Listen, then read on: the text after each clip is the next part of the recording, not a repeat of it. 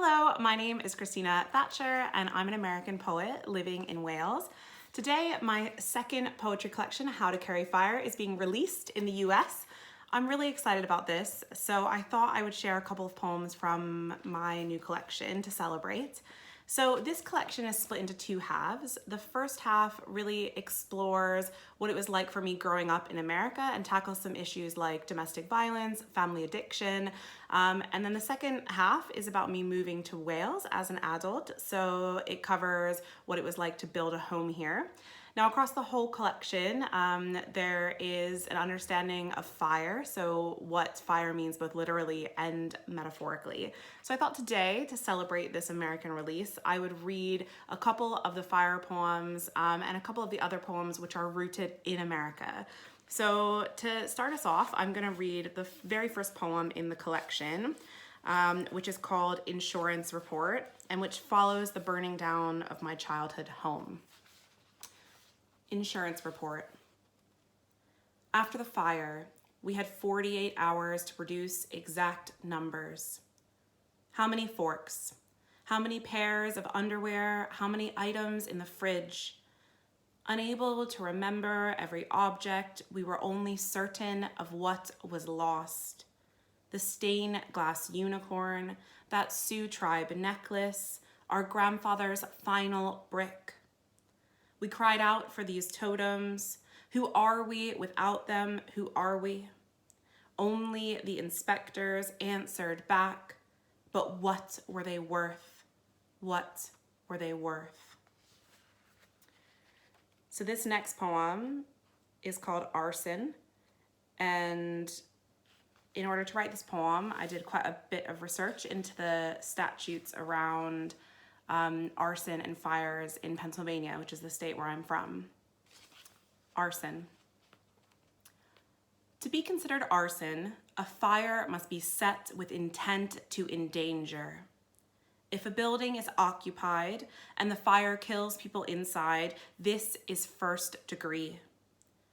If a building is unoccupied but destroyed, this is second degree. If a fire causes danger, undefined, but no one dies, and the building doesn't burn completely, this is third degree. But the statutes are unclear about what happens when you live in an arsonist family, and every home you occupy burns to the ground again and again. And every night you must get quicker at rebuilding, at practicing shallow breathing when the smoke enters your room. And you must learn the art of prevention, to collect wet wood, braid bedsheet ropes for window escapes, pour cat litter into gasoline tanks. The statutes are unclear about what happens when you inherit arson, when you cut your arm and bleed fire, fire. So this poem is called What the Newspapers Left Out. Mom, heaving our German shepherd out porch doors before smashing windows to save the turtle, crisped before the rescue was complete. Dad, sprinting in his underwear across grass, then spread-eagling, passed out on the lawn. Brother, crying as neighbors stood wide-eyed and murmuring, then that final call for me from across the ocean. Bring the fire with you. Leave everything else behind. So after my house burnt down, I knew that I really wanted to leave and to try and build a new home elsewhere. And before I came to Wales, I took a road trip. And this is the poem that speaks to that. It's called My Last American Road Trip. Off the coast of Bar Harbor, mouth still numb from the sweet salt of lobster ice cream, I point at moose cluttering the tree line. Soon, seals slice the water, their bodies the length of my wobbling kayak, and I stop to think what it means to be in this place, where eagles rocket and call to me, where I know what it takes to catch river trout, gallop horses, tease chickens from their eggs.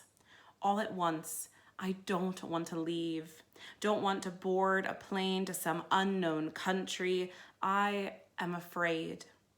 Slow my paddling until the man leading us circles back to me and points.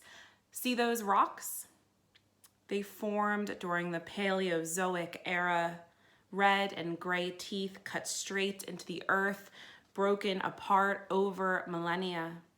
Jagged now, they were once connected to Wales, Pembrokeshire, famous for its stretching coast, just like home.